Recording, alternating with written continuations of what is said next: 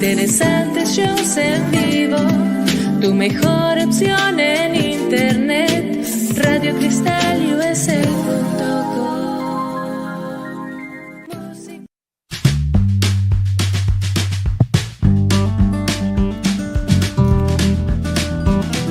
Hi, bienvenidos a mi show. Welcome to Catching Up with Claudia. Now, ojalá que se puedan quedar hasta el final para que puedan escuchar lo que va a compartir mi invitada o mi invitado. Así es que no se les olvide también de seguirnos por las redes sociales. Estamos en todas las plataformas. Hasta luego.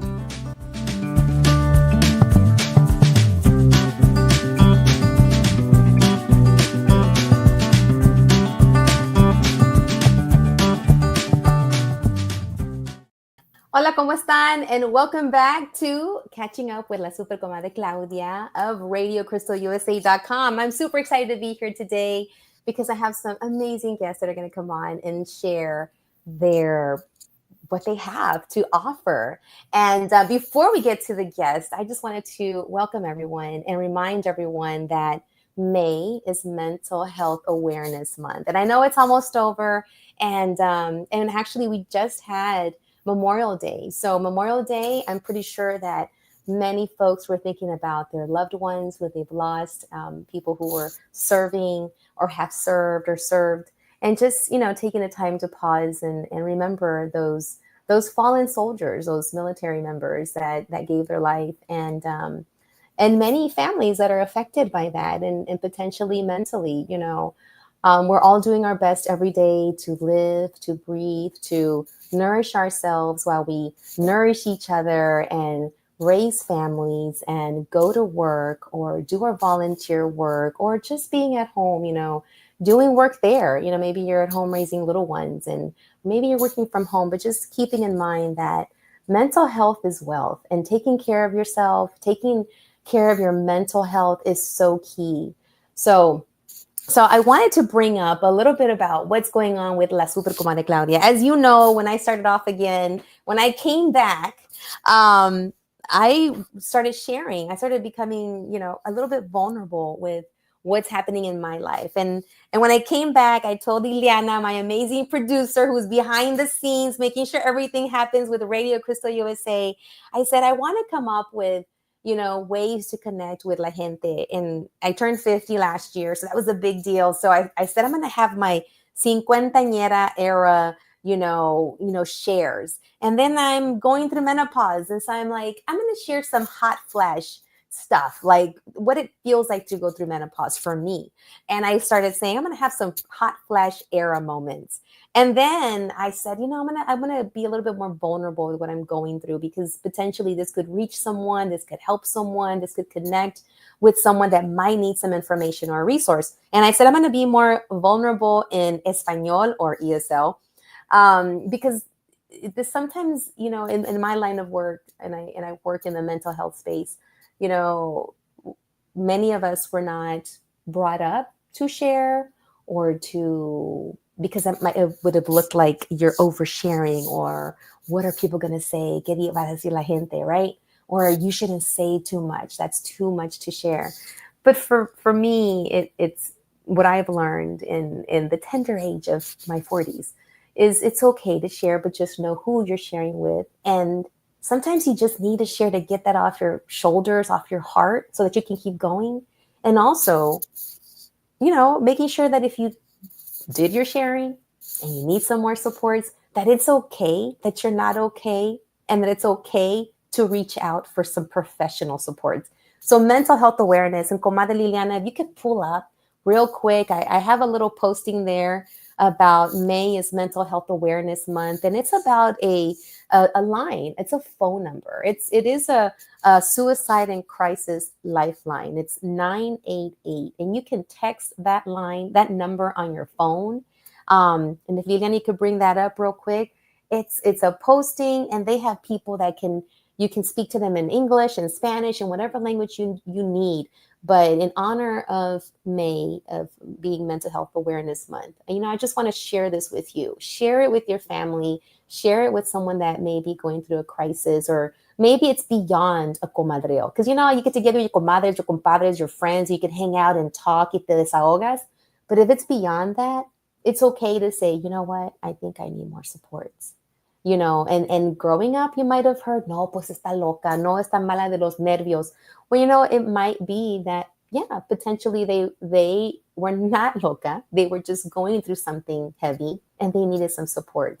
And, share this. And I've had some, an interesting thing that happened to me yesterday. I had my wonderful, amazing parents that are always helping me, and they came out and were hanging out with me, and they stopped by, and I actually had a panic attack starting. And I do want to share that these are because of menopause, and they've gotten worse, but I'm on the road to getting better with therapy, with, making sure I have the right medication, and I'm being vulnerable because I don't know who might be going through this. And you might need a champion, or you might need a connection, or you might need to hear it from someone that's going through it so you can say, okay, me too.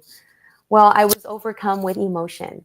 I was just listening to my mom, watching my dad. They're up in years.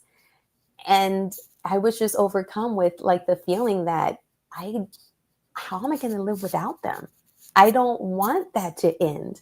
And that overcame me. And I had to take a moment to go to my room and just regulate myself.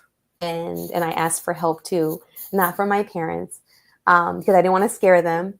But then I came out and I did hug them. I, told my dad, thank you for always being there and doing the things. And I hugged my mom, and I thanked her too for everything. But I realized that I was feeling something and I needed to say it. And I did get it out with my partner, and he helped me to regulate myself. And one thing that I was thinking of is I keep saying, and I want you to bring this up, Liliana. It's a little post about your life is not on hold.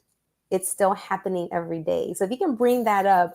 I follow this co-star, and no, they're not, sponsoring me, but I like to look at what my co-star sign is saying. And I go to this all the time. Your life is not on hold. It's still happening every day. Because one thing I've had to do as I go through menopause is that I keep saying, I can't wait until I get XYZ, hormone replacement therapy, or this or that, to get better. I'm now embracing where I'm at, allowing for these things to happen, using my skills and strategies to de-escalate a panic attack, to make sure I'm sleeping, that I'm eating, that I'm doing the things I need to do to go as I'm going through menopause, and realizing that I may not be the same person on the other side after I go through this, but also, making sure that I'm doing the things to help me be comfortable. Like I walk around with a fan in my purse. I got one in my purse, one in my car. And now you got this new song where everybody's doing the fan dance. And I'm like, I've been fanning myself, so I'm ready for that dance. I carry water. I, make sure I'm taking my vitamins. I talk to myself and tell myself, you're okay. You're not having a heart attack. You're not having a stroke. You're just feeling your body is reacting to something. And so I'm doing that. And I'm telling myself, Claudia, your life is not on hold. It's still happening every day. When you get your cremita, your hormone replacement cream, pues you're going to be okay. That's going to help you too. But still hold on to you, be you, and then embrace those changes that are happening, even when I feel hot and I got to, keep going, but also listening to my body and listening to me, and putting myself first. And that's new, because growing up, you really didn't see that. You saw your tias and your mom taking care of everybody else first.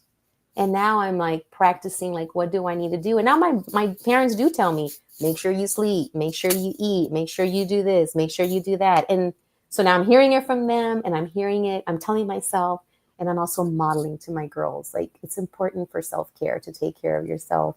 And so, yeah, yesterday all day, I was drinking chamomile like it was going out of business. And there is a funny little reel, Comadre Liliana, if you could just pull that up. It's the name of this little reel, because I sometimes need to look for some funny stuff to keep me going, guys. So it was chamomile tea trying to calm my rage. And it's a video. And if you could play that real quick, it's a video, and it's someone that's dressed up as a bush. They're like the chamomile tea, and another person just running around it. And literally that was me yesterday, just keeping myself calm and sane with some chamomile tea. And it's a chamomile tea, and it's fighting with somebody, I guess the anxiety, and it's chamomile tea trying to calm my rage. And for me, it's like calming my panic attacks and keeping them at bay.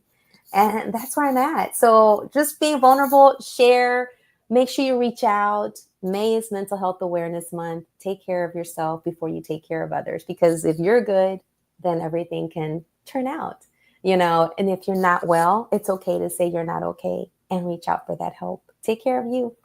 Now, I'm going to tie it all in to two amazing people that are doing so much work, and they have a space that potentially you can go and just experience so that you can also bring some calm and peace in your life. Maybe you need to get some sunlight. Maybe you need to be where there's dirt, where there are people. Maybe you need that for your mental health mental health supports. So I would like to bring on two amazing people by the names of Tommy GARCIA-PRATS and CRISTY Contreras. Welcome to La Super Comadre Claudia on RadioCrystalUSA.com. Woo! Hello.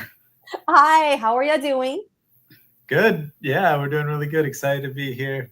Good. Now, before we get started, I always like to ask whether I'm doing my work during the day or wherever I'm at. Like, what did you do today or will do to practice self-care for yourself? Oh, man. That's a great question. You can think about it. No, this has been a big part of the last 4 years of my journey as a farmer and as the head of the organization too, is like really trying to build in ways to take care of myself. As a farmer, we're thought of as like we do so much like physical work, but I think something I've like promoting is like so much of our work is up here.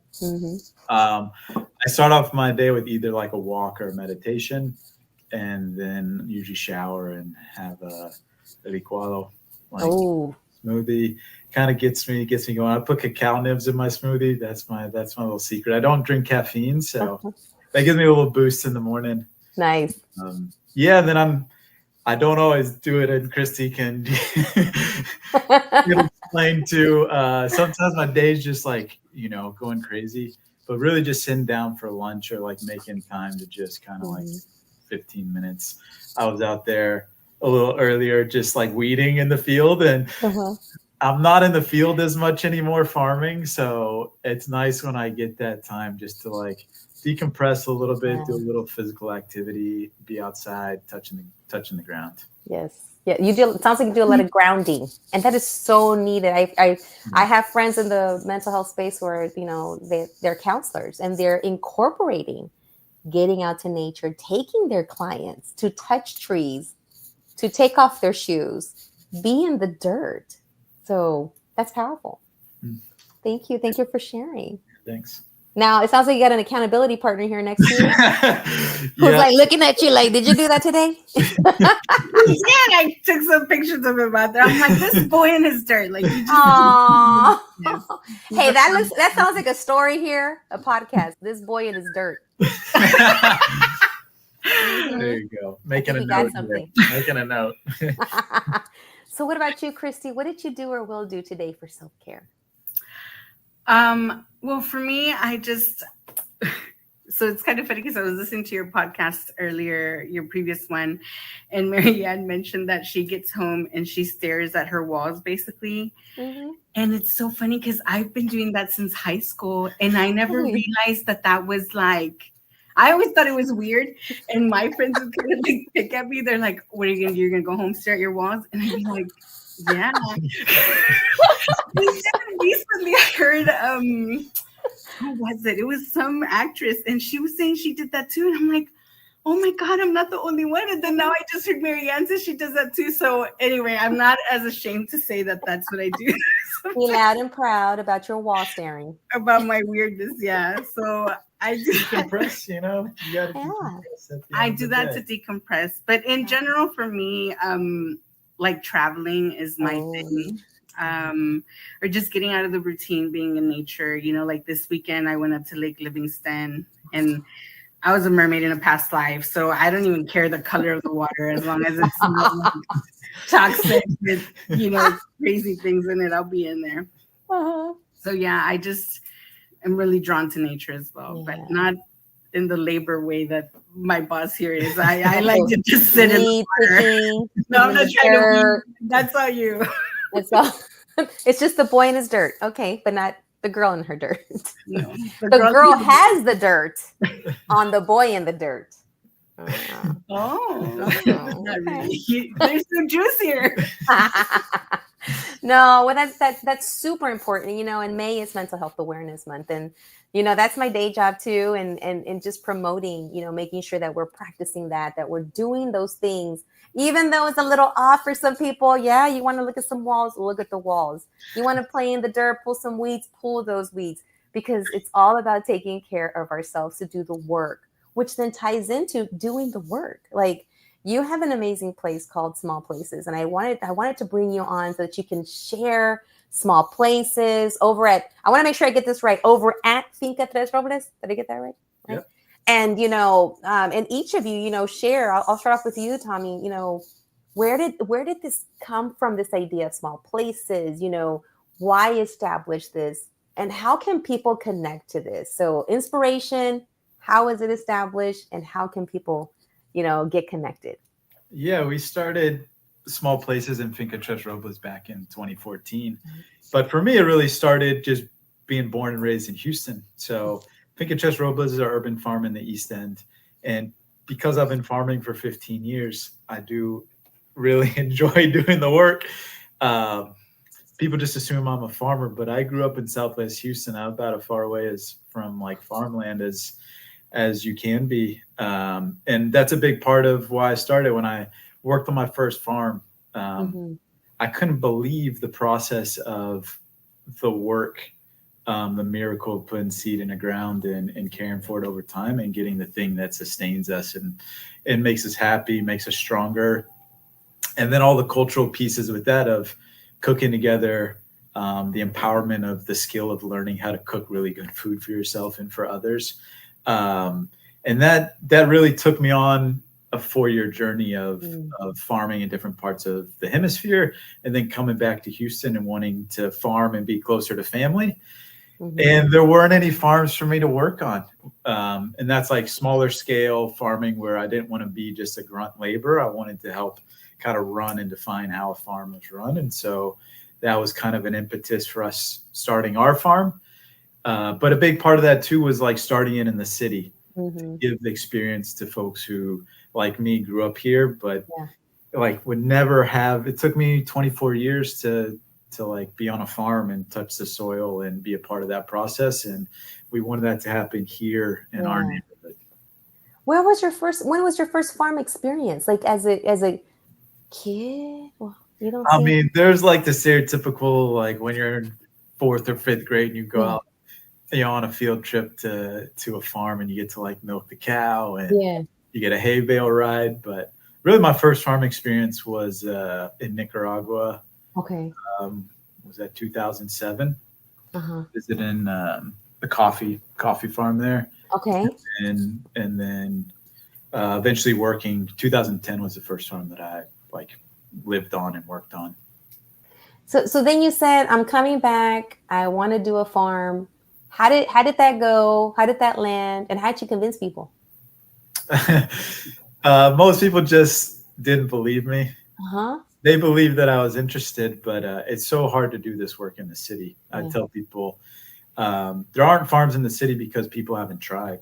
There's really a desire. I think we're not, you know, these like amazing intellectual, like leaders of saying like having a farm, a place that produces food in our community is something that's important.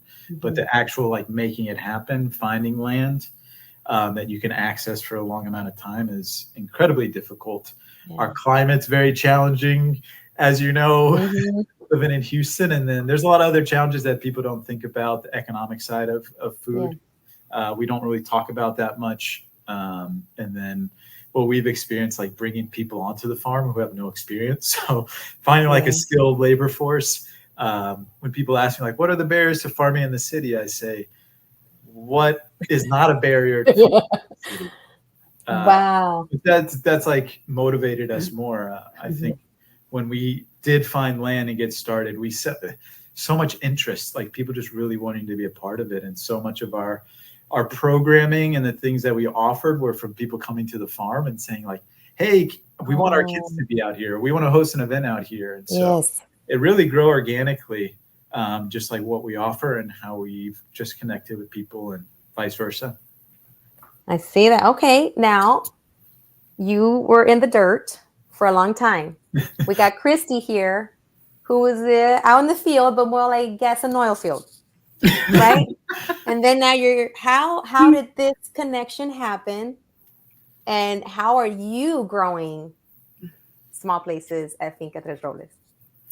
Like literally growing it, like, you know. So in a past life, I was in the oil and gas world. And then after a mission trip, I wanted to focus more on a fulfilling role. So I made the jump and I was with a congregation of sisters for like 3.5 years. And during that time, I heard about Finca Tres Robles. And so I came to the ground breaking in 2022. And that's where Commissioner Adrian Garcia shared that the people in these zip codes tend to live 15 years less than the rest of Harris County. And that was just so heartbreaking to me because I just would think about my grandma. And it's like, why does she, live less than everybody else's, right? So I started volunteering. And so I became a volunteer like over 2 years ago. And then almost basically a year ago, the role as development manager opened up and I was already technically on the board. So I just switched one hat for another and I've enjoyed it so much. There's so much growing, of the farm, but of me in this role as well. And I love this team, the mission. I actually grew up not far from the farm. I grew up on Avenue F here in Magnolia. And so to be able to help to bring such a beautiful farm with such a significant mission is beyond fulfilling for me. Like literally this weekend, I was just reminding myself of like my grandma, and she loved vegetables so much. And then a memory just came to me of her eating like her caldo with like all these veggies. And I was just thinking like, she would have been so thrilled that like, this is what I'm doing and that I'm helping bring that to this community. And I think that memory came to mind because just the way things are, I was able to host senior mornings here last week. And so like 4 grandmas literally, and it was just the sweetest thing. So this job fills my cup in so many ways. And I think it's such a blessing, not only for the community, but for us that get to be here and push this forward. That's beautiful. That's beautiful for them. I mean, I just had my moment, and my parents, God bless them, are still, they're still here and they're still vibrant and lively and going to the senior activities. I'm going to now send them to you. Yes. Because y'all need some hands. I'll send my mom and my dad. But having places for folks to go and have outdoors in a safe space and where they could be productive. I was just thinking about a podcast I just heard yesterday. I think it was this morning. It was an Oprah podcast, and she's not paying me yet. But she brought on, I forgot the name of the person, Dr. Jonathan, who talked about his book, which is about millennials and how they felt that they have been, gypped out of growing up the way their parents and grandparents grew up, outside, playing, that they grew up with a lot of screens, I think that's what they're saying. Yeah. A lot of screen time that it was a lot of work for them to connect with people and to do those things that people like me in my age group didn't have a problem with connecting with people because we didn't have screens. So I'm excited to hear or to see, how do you inspire? Because my background's education. Before I started doing the mental health, I went from education to mental health. See why. I used to be a teacher and a principal, a librarian, all of that. And it was always my thing. My love is literacy, books, reading, acting, singing, write a story. Let's act the story on the stage, like from seed to eating, but like from writing to performing. How do you inspire? What programming do you have to bring kids, families out to do the things that like I did as a kid, that our parents, our grandparents did, being outdoors, playing with the dirt, having community with not a screen, but with real people? What does that look and sound like? Yeah. And these are things that we did on the old farm that we haven't yet implemented back at the new farm space. But we had a really robust field trip program. And what I love about the farm is really, it's such an amazing tool for learning. And to your point, it's like, I'm not a theater person, but I'm the farm person, and everyone's got their thing. And I wanted to bring this space for people that are like into this, like me. Yeah. Because we bring, when we bring 4 and 5-year-olds out, like they love just being in the space. And we have a little like theme that we start with for like 5-10 minutes. But then the rest of the field trip is out in the fields, and we kind of rotate them around different stations, whether it's in the greenhouse or the compost or in the fields or cleaning the vegetables and tasting them.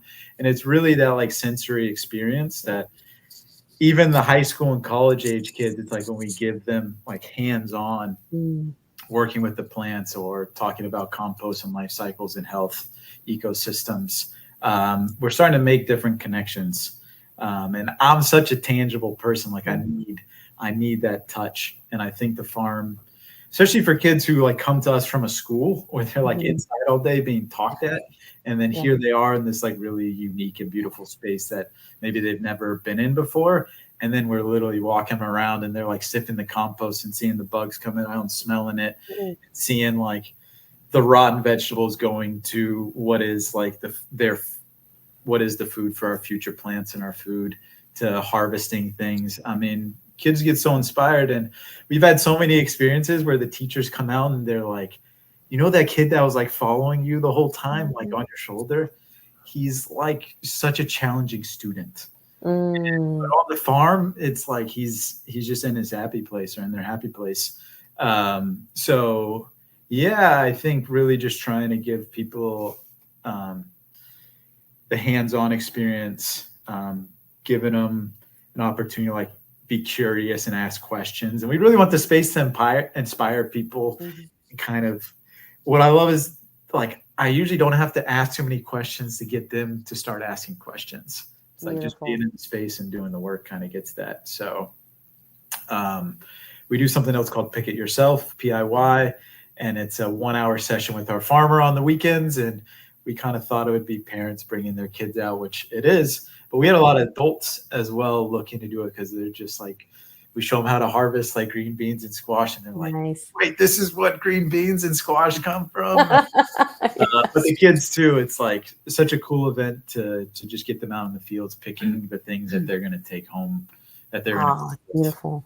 And we did Farmer for a Day, like some other like summer programming and like spring break programming to just get people into the space, So you have some summer stuff coming out. So like if I had if I had a kid, well, I do have kids, but okay, like if I had younger kids, like what could a parent, expect, or where could they go sign up to see your programming for this summer? Is that ready? Is that coming up? So that's not ready yet. Oh, not yet. Okay, it's in the works. A lot of the Christy's on it. Christy's on it. Yeah. A lot of the kids programming is like 2026. We'll be starting to do some more in the fall. Got it. But it's just like building up our staff again. Yes. Well, if you do need staff, I know a lot of teachers. Yeah. that are looking for a change. We do have on June 14th, we will have a volunteer day. So if that day, like a parent wants to bring out their child, and I mean, they would know they need to be with their child at all times, then they'd be welcome to come and explore that way as well. And it's on a Saturday, so our store will be open that day as well. So talk now let's go into this. Talk about the place. What is there? I hear a story. I heard senior mornings. I heard, kids just coming on, you can come and volunteer. I heard, I've seen some stuff, but I want you to talk us through the events you have there. Like, what could people come and do, and how much is it? And yeah, talk about that. Oh, okay. Yeah, go for it, CRISTY. Okay, so as you can see here on the screen, we do have different kinds of programmings coming up, right? So immediately this Saturday, we're going to have our potluck day. And so that's going to be an evening that we invite the community to come out and, come and share a meal with the people that like the farm, just like them. And so that is part of our intentional programming. We do have 4 pillars, and community events is one of them. And so with that, the calendar that Liliana had on here a second ago, it has like the potluck, right? And then we just had a yoga class this past Saturday. And then we'll be having, like I said, the volunteer day on the 14th, and we'll be having Zumba. And then, we said, senior morning. So we are trying to be sure that we are there for every, kind of like age group. But the kiddies is a little bit more hands-on, and we're just being very intentional on when we bring in the programming, so that we, it's like we're not trying to bite off more than we can chew. So Absolutely. That's why, that's going to be kind of like towards the end.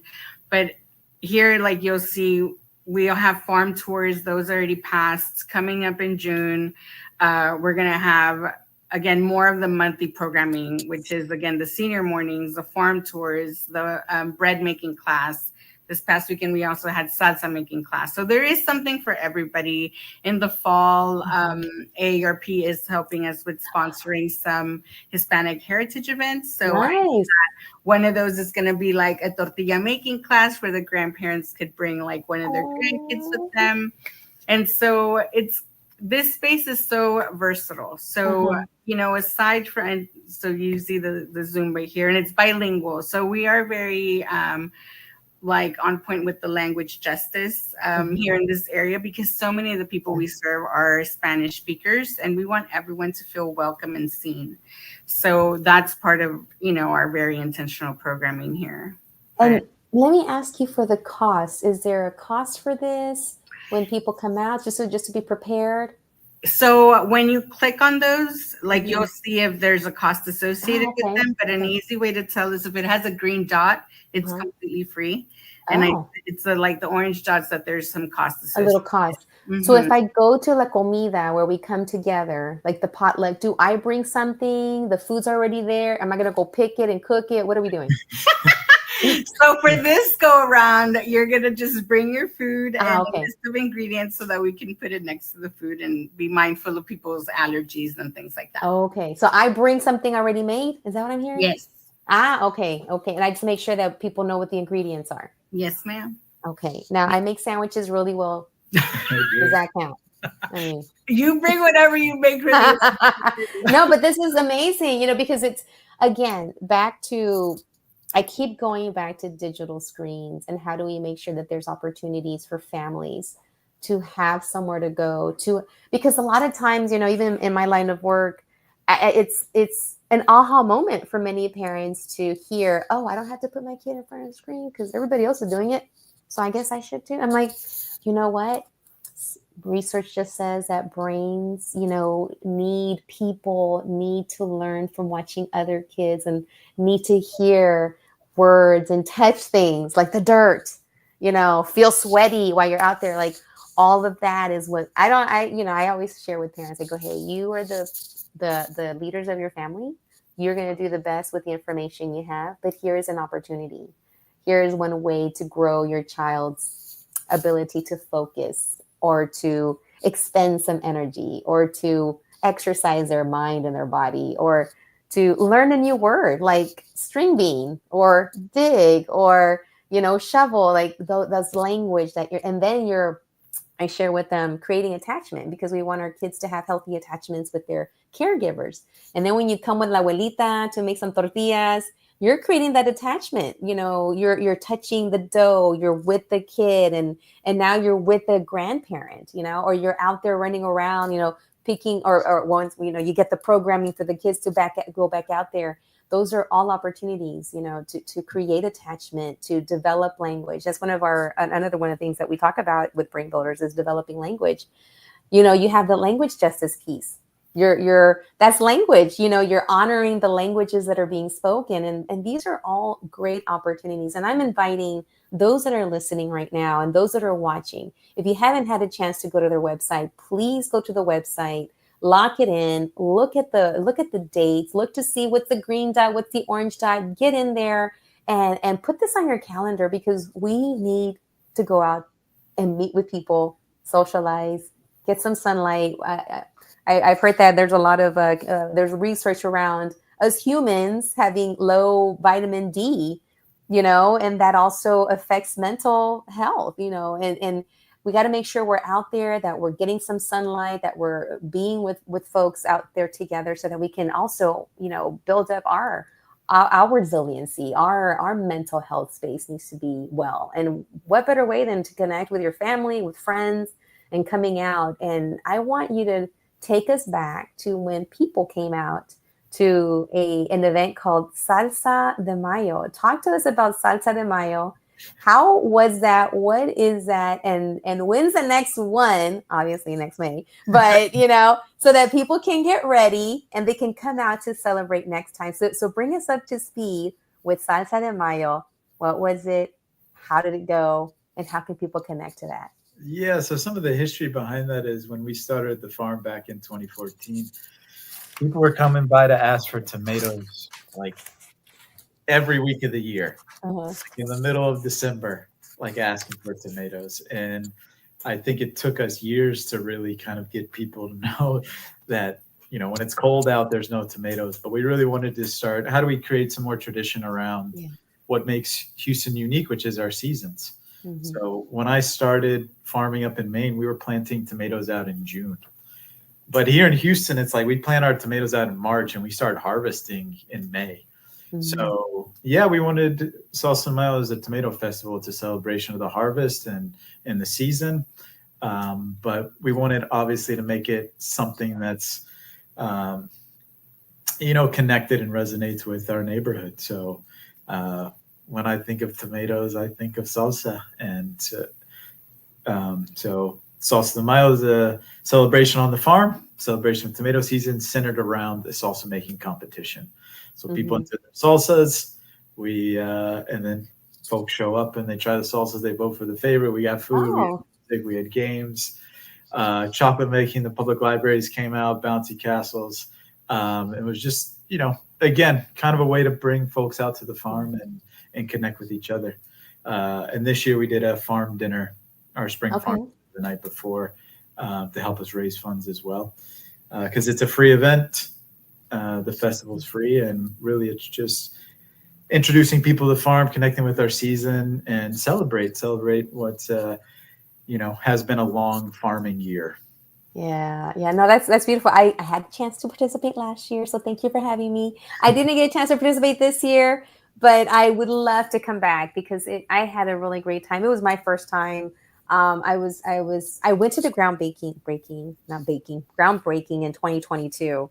I remember being there and I'm like, what is this? And I had just started going out with my partner, and he was connected and he's done some work there.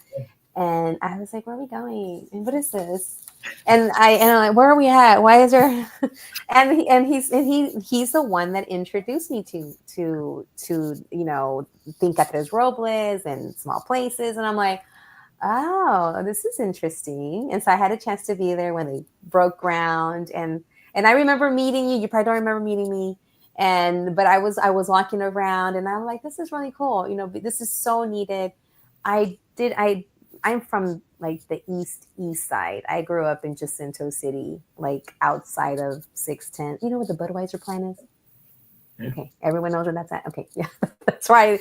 But I do a lot of my work around, the East End, and so people assumed, and so he assumed I knew. I'm like, no, I don't know.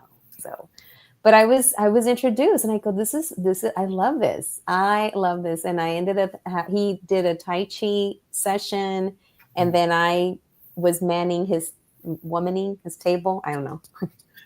Womaning his table. I say manning. I'm a woman, and then I had brain builders. So I had my brain builder stuff, and he's an artist, and I was kind of doing both things, and I was like, this is really cool, and so I had a chance to connect and share brain builders, and I made connections there with folks that we're still connecting, and when I knew that this was happening, and Mary, was it Marianne, your friend Virgie, we have a friend in common.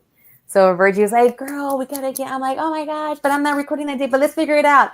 It's okay. How about afterwards? Because we gotta make sure that people know about this. So I want you to just tell the whole world, like, your next Salsa de Mayo is coming up. Be ready, come on out and share right now. You wanna do it, Christy? Do like a little promo.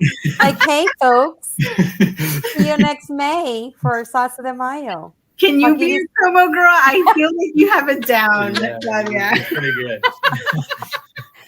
I can do that for you, but I want you to do it now. Well, we're super thrilled about our third Salsa de Mayo festival that just happened on May 10th, and we're excited for the one next year. We know it's going to be just as great. We want it to be a beautiful day for the families to come out and have a good time, taste yummy salsas, get to meet people. Again, a lot of it has to do with community, and we're wanting to build that here for our community. So yeah, we want everyone to come out. 2026, it's going to be another great year.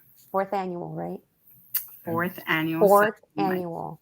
So, and when people come out, there's no cost, and families are looking for things that they could do with that are low to no cost. So, thank you for doing that, and thank you for having these funders to come out and and support the funding part, so you can have this open up for folks that might need somewhere to go with all their escuincles.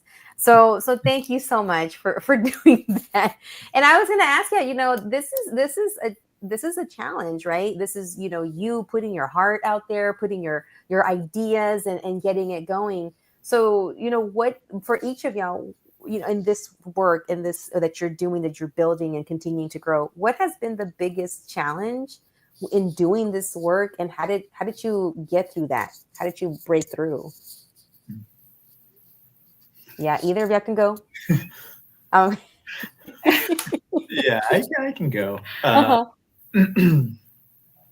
To be honest, I think the loneliness of being a farmer in the city, I think it's been hard to find really that community of people who I really resonate and relate to, and I don't have to preface a lot of what I'm saying with background of what it means to be a farmer and to do the work and the challenges around it. I think that's when I farmed up in Maine the first year, there was 300 farms that I could choose from to work on. And they had these workshops every week where all the young apprentices and farmers got to come together and learn on a farm. And here it's just not like that. A lot of people that I've gotten to know through farming, they kind of just move on from Houston. They're just passing through, or, the folks who have worked on the farm, they move on to other places where there's more farming opportunities. Yeah. I'd say that's been a big challenge. That's a personal challenge, because the work itself is also, can be difficult. Mm-hmm, mm-hmm. But you're doing your thing every morning. Yeah, no, and I think finding mentors who are don't have to be in the farming world. There's still a lot of people. I mean, we're running a small business, we're running a nonprofit, so finding people who might not necessarily be in my field, but could still have a lot of wisdom to share for how to take care of myself, how to prioritize setting boundaries around my work, and also being a more effective leader, delegator, etc. It's if you're gonna do something and move into a space that is your thing, it's gonna be there's a lot of space for growing. Yeah, it's your baby. You know, you came up with it. Your co-founder or co-founder. Yeah, my brothers Dan and Mark founded it. Okay. So it's like your baby, and you're growing it, and you want to make sure it grows the right way. You're like trying to find ways to connect with other mentors, and you know, now with I guess with this ability to connect, you know, like Facebook Live and all the ways that we can connect. Have you been able to find, like, even outside of Houston, like people you could Zoom in with and do some talk or mentoring? You know, we have connected with more people, and just like our farmers kind of scattering a little bit, I definitely could do a lot better. Just like keeping the community kind of a little more tied, or reaching out to folks for support. But we stay busy, and there's still a lot of community here. Absolutely. And I can imagine folks like you said, they're coming and they're feeding you too, what next, what to do, but you're so right on boundaries and establishing that, because I feel like you can get lost in the work. Yeah. You know, because it's like, next thing you know, you look up and it's dark and you're like, oh, what happened?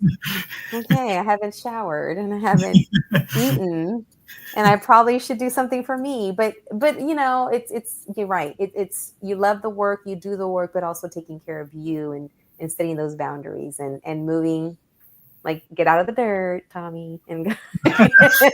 You're joking, but it's harder than you think. And what about you, Christy? What's been, like, you had a big change, or you were in one field, now you're in this field, whether it was that transition or now in this new role. What has been your biggest challenge, and how did you like maneuver and move through that? I mean, honestly, I'm still maneuvering, girl, because it's really going to be a year in June that I'm in this role. And but it's been great because the team is wonderful. Tommy's such a gracious boss. There's so much space for learning, but it's a blessing because I'm able to do it in an environment that is conducive for learning. And we are all a team that is, you know, we're all pointing in the same direction of, we want small places and Finca, our flagship farm, to succeed. And so with all of us pushing the same way, it really makes it a lot easier. But I mean, that said, at the end of the day, this is a completely new role. I mean, I used to be a settlement analyst for nat gas, like, so it's very different animals. But I love it, and I appreciate. You know, I have found some mentors myself in this field of philanthropy, and I feel very fortunate that, you know, there's been so many kind people that. I feel like I have learned that, where it's like all the connections that we make, it seems so seamless when it's meant to be your tribe. Mm-hmm. And I think we're really lucky that Small Places is calling, like, it's like we're a beacon and we're like activating right now. It's like, okay, we're open now, like we're here, come. And so far, I think we're doing a good job, and it's exciting, you know, as challenging as it is, taking on a whole different career in my 40s. Yeah. It's been really exciting and rewarding overall. So we're very lucky. And if you haven't noticed, Claudia, like, she's a natural. Oh, absolutely. Totally. I mean, obviously there's been a lot of learning of just like the specifics of how to navigate this, but Christy's just like such a passionate advocate. You can feel her authenticity coming through and helping us share our story and bring new people into like learn about the farm and caring about it. That is excellent. You know, and whatever I can do, you send me your information. We'll put it on our website. We'll forward it out and share it with the moms and the families that come to Brain Builders, to the Hackett Center for Mental Health. I think I'm already thinking like, oh, I see something in the future, you know, because with the work that I do, and I don't even call it work because I love what I do. It's like, that ain't work. It's living. It's mission. It's supposed to be. I don't even, that's why I don't like to say I work, but in the line of work, and I shared a little bit of what I do which is supporting families, actually opening up a space where they can be vulnerable about parenting and how it's rough and how it's hard. And how it's like when you plant those seeds that they don't want to grow the way they should grow, and you got to water it and they're not growing the way they should, and you put some light on it. But things are going to grow as they should, just like the way kids are going to grow as they should. You're going to be there to support them and water them, that metaphor, and weed, what you need to weed around the kids. And, one of the things that we talk, that we talk about is brain building, is, what does that look like? What does that sound like to be a brain builder of an infant and a toddler? And that's what we focus on, our little babies and toddlers. And we bring families in, like, yes, it's all about, supporting your baby's brain development. But in the end, they walk away with, oh, I needed to take care of me while I'm doing this work. And so I see a lot of things that potentially, I don't know, maybe brain builders on the farm, maybe Hackett Center, Finca, Tres Robles. I don't know, because I think I'm seeing that families are needing that, and I need that. We all need that, to connect, to come together, to feel the dirt, to see where our food is coming from. Because I could talk until the cows came home, if there were any around here, about brain building, right? But you can say, yeah, I'm doing the brain building strategy for reading and listening and language and all that. But what am I putting in my body that makes my brain function? So I think I see something in the future, like how can we continually, bring awareness and education to families? How do we make that decision of, should I get them the hot Cheetos? I'm just going to say that because that's something that little kids like to eat, versus how do I get them to eat like some chopped up apples with some honey over it, and maybe some, what about that spicy stuff? That tahini, like you can make a little bit spicy too, but just with some apples instead of the Cheetos. Like, how do we, like I'm seeing all kinds of well, that ties into another pillar that we have, right? So I mentioned community events. Yeah. We do have education as another one of our 4 pillars, and we have the HB Education Center, which we will be activating that space more and more going forward. Not only like in our classes, we want them to be fun and interactive and not demos. These are going to be hands-on classes. So if you're going to make a mistake, you're going to make it here. Because when I love it. Home, it's going to be delicious. Okay. By the time you go home, you're a pro. And so, we want to be, again, it ties into that community hub where it won't just be shaking your booty at Zumba. You're going to be learning things at the education center. The second pillar is a farmer apprenticeship program we have. Hold on. I'm caught on shake your booty. I'm still picturing shaking my booty at Zumba, and you lost me. I'm like a kid. Okay. I was like, where is it? I'm going to shake my booty at Zumba, and then I'm going to go into, bring me back. You're going to go and learn how to cook veggies, the ones that we're harvesting that season, or whatever that may look like, or you might learn the sourdough class. But yeah, so those are 2 of the pillars that are really important to us. And then I was mentioning the third one, which is the farm apprenticeship, and that one is where we're able to have people from our community come and learn what Tommy was just sharing, like what he had to go do all the way in Maine. You don't got to go all the way over there. You can do it here. and it's really we have a comment here. Oh yes, speaking of Virgie. Hi, Virgie. We have my super comadre Virgie. Hi Claudia, CRISTY, and Tommy. Great job, guys. Love this, and we love you too. Mwah. Saludos. Thank you, Virgie. So sweet. She connected us. Yes. So then with the farm apprenticeship program, we're able to have people learn about farming here, and come July we'll be up to 3 that are able to do that. That's amazing. And then one of our most important pillars is the intentional food distribution, which I do want to share that aside from that, anybody can come to the store on Wednesdays or Saturdays and shop through a 3-tier program, which is super important. Do you want to tell them a little bit about that? Please, because I just know a little bit, and I'm curious, and I would love to share that resource and have that resource shared. So we didn't mention it yet, but we have a store on the farm now. That was a big part of our new farm space. And so, our farm store is open every Wednesday and Saturday from 10 a.m. to 7 p.m. And that's a starting place, not an ending place. Our goal is that we're able to open up the store more hours till we're open 5-6 days a week. But in the store, like when you think of shopping at a farmer's market or getting meat, eggs, dairy, vegetables, fruits from a farmer, what comes to most people's mind is like the most expensive food. In reality, it is.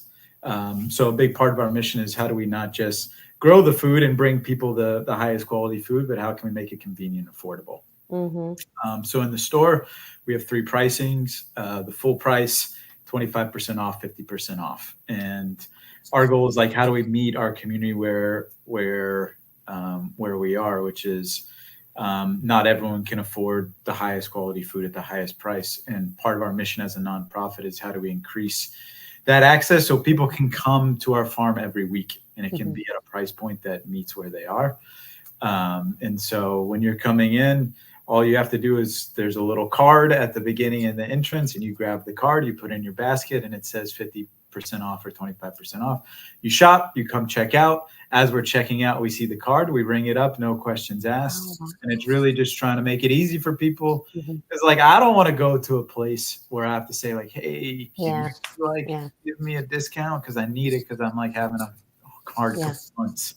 You know, it's like, just come get what you need. And so that's been really special just the last 2 months that the store has been open, just seeing people's reactions. Back literally the other weekend, we had someone was like, I don't know if I want to tell anyone about this. I'm worried there's not going to be enough food when I come back. And, but for me, that one, that shows like there's real value here. And 2, like other people want this, and people are like, wow, this is so amazing. And we want this to be the norm. We don't want this to be a special thing. Like we all deserve fresh food. And our mission is how do we bring that into our neighborhood? So I love that. And Virgie had mentioned it, but just a little bit. And Isa had mentioned it and just a little bit, but I wanted the whole story together because I think this is such an amazing resource. And like, I don't know, we should be telling everybody, but it's out there. Well, and Marianne was here with, helping us with the volunteers during Salsa de Mayo. So, all of your comadres have been. All the comadre network has been activated. Yes, we love it. Thank you. So we could be your comadre, Finca Tres Robles, Small Places Network activators. You have a compadre here now. the super compadre granjero right here.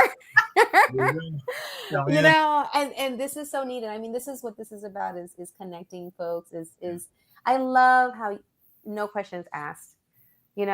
People, it leaves people with their dignity, not having to worry about what are people I don't want to feel, because people, you want to be able to live and do what you need to do without feeling ostracized or felt like you're less than. And I think that is so important. Whoever was that your idea, Tommy? Thank you. It's a team effort. I love that. And just getting the card. I'm so proud of the team for even how they frame the language and we're thinking about it, because our community works hard. Very hard. Very prideful. We work hard. We deserve more than we get a lot of times. Absolutely. We want to be respectful and honor that and acknowledge that, So absolutely. Yeah. Well, we're at the end, and I just want to say thank you, guys. Thank you for sharing today. Thank you for doing the work. Thank you for taking care of yourself so that you can continue this mission and what you're doing every single day to make sure that folks have connections to, lugarcitos, small places at Finca Tres Robles. And thank you so much again for being here. Oh, thanks so much. So much fun. Yeah. For giving us a platform and getting some time with you. Absolutely. And we'd love to have you again before Salsa de Mayo next time. So maybe in April, we'll have you on and you can come talk about the lineup, what's going on. Bring on some of the people that are going to be bringing their salsa so that we can, maybe I could do it there at your location. We'll do some salsa testing. I'd love to see the store in person. Get a sneak peek of the salsa. Yes. I would like to taste them too. That'd be amazing. We'd love that. All right. Well, thank you, Christy. Thank you, Tommy, so much for being here at La Super Comadre Claudia, catching up with Claudia, La Super Comadre of RadioCrystalUSA.com. As you've seen, there's a location here that you can go to. If you're here in Houston, if you're listening to, if you're here in Houston, please make your way over to Lugarcitos, Small Places, Lugarcitos. Get involved, look at their calendar, go onto their website and see where you and your family can go on the weekend, during the week. go shopping if you have some shopping needs for food, some fresh foods, and just go out there and connect with nature. We need to be out there. We need to make sure that we take care of our mental health, take care of your body, because these days mental health is wealth. If you're okay, if your body's okay, then you're able to do the work, do the play, do the fun things that you need to do. So thank you so much, Liliana. Gracias mucho por tener esa oportunidad de tener a Radio Cristal aquí al aire y tener este programa tan bonito. So thank you so much for being here. And until next time, see you then. See you. Thanks.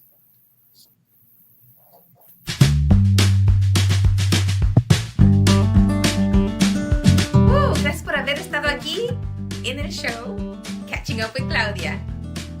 ¿Tan tan? ¿Ya terminamos? Ok, bye.